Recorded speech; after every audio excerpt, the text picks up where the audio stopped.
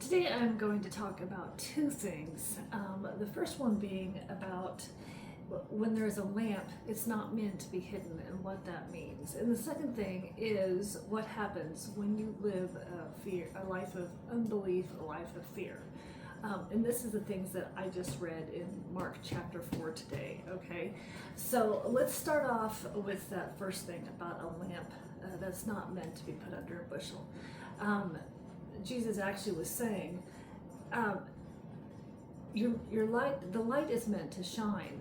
And he said, anyone with ears should be able to listen and understand. And to me, this is a warning. Whenever you see, if you have ears to hear, you should be able to understand. It means to me, okay, stop right there. You need to understand this. This is very important, and you should take note and do whatever it is that he said to do right before he gives this warning. Pay close attention, this verse says. The closer you listen, the more understanding you will be given, and you will receive even more. Okay, this is not just listening and hearing, this is active. It's a doing. This hearing and listening is an active hearing and listening, okay? To those who listen to my teachings, they will get more will be given. They'll be happy. They'll have more understanding. To those who don't listen, who don't have any understanding, what they have will be taken from them. Again, this is a warning, a clear warning.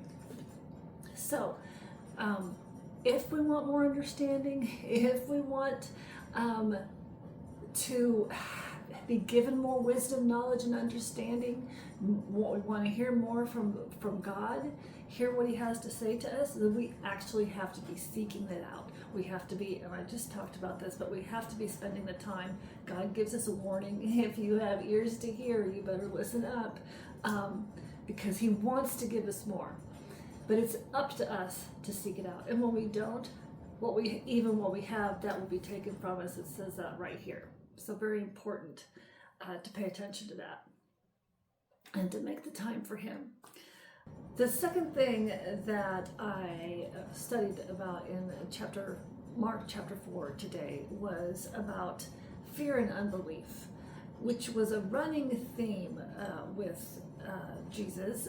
He was irritated when he came across fear and unbelief, and he was super impressed whenever the rare occasions that he came across somebody who did have faith, who did have belief, who wasn't fearful.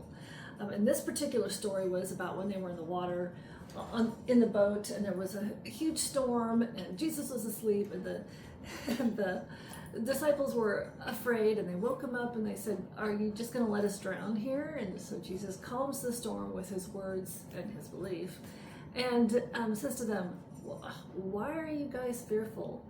Why do you have such little faith?" He was irritated by this, right?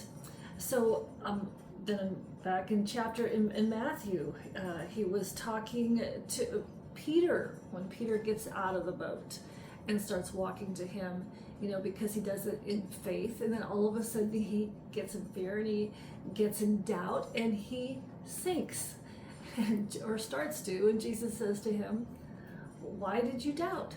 Annoyed with him, irritated with him, because you see what happens when you get in doubt. You sink, you get in over your head.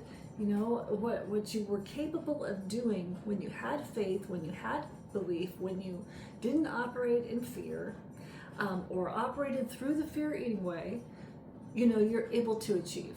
But when you get in doubt and that stops everything. You can only achieve to the limit that you believe. Everything else is outside of your ability because you don't believe it's for you, or you're too fearful to go out there and get it. So then also for the woman who said, for the woman whose daughter who was possessed by demons, she came up to him and she was in complete belief that he could deliver her daughter. And Jesus was impressed by that. And he said to her, be it unto you as you believe. So you see in the Bible that if you don't have any doubt, you don't have any fear, and you're in total and complete belief and in faith, you get what you believe for. And Jesus is telling them she got what she believed for, what she desired in her heart. Then there was another time when Jesus was in Bethlehem, and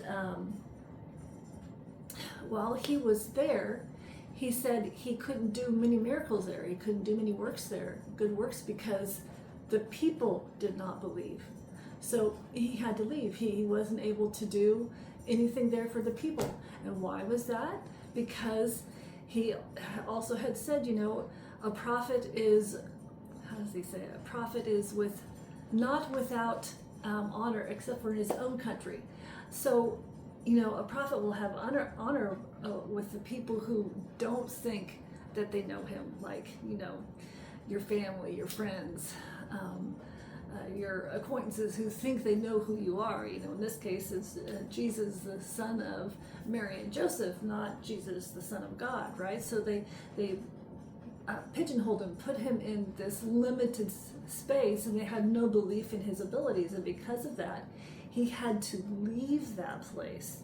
Okay, so this tells us the same exact thing that can happen to us. We may have to leave the location that we're in because the city that we're in, because the people around us have no belief in us. So it limits our ability to do more. Our possibilities become limited because of the people who are in unbelief around us, or our circle of friends, or our circle of acquaintances who they have limited beliefs. And what that will do will drag our own belief system down. Or, because they don't believe that they can achieve much, they don't want you to achieve much. And that can sometimes be unconsciously, other times it isn't. But you tend to be like your circle of people who you keep around you.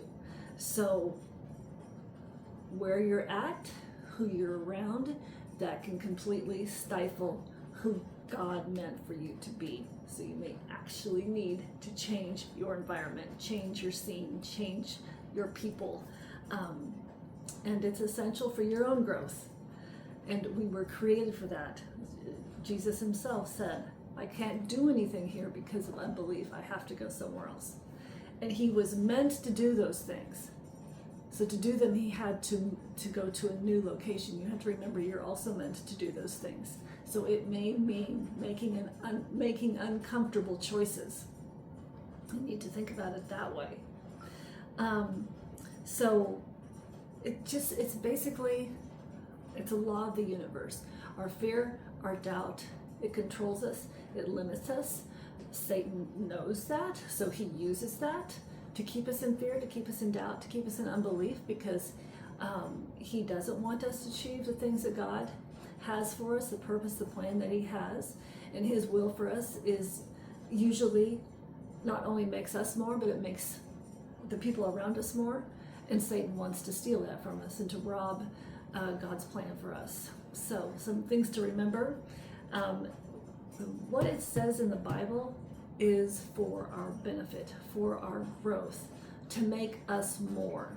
And unless we, change our perception of what it is we're reading, why we're reading it, what we're going to gain from it, it's for our benefit.